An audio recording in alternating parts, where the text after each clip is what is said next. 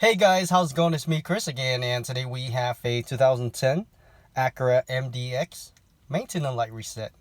We are going to use these buttons down here at the steering wheel, the up and down, and the select reset. And we're going to be looking at that screen right there. Go ahead and turn on your car without starting.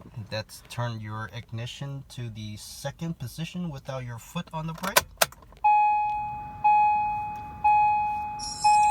Okay, as you can see, service due soon.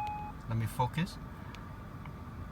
Now go ahead and use the up and down and scroll up or down to go find your destination.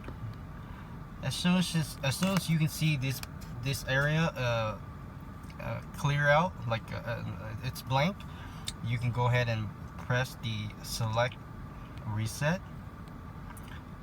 Keep pressing. As you can see, it jumps to oil life 10%.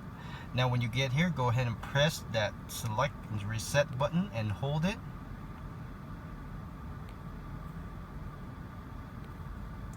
Give it about 10 seconds.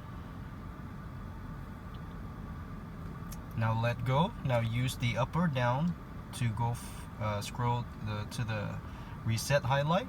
Now press the select button, and that's it, guys. Make sure you click that like.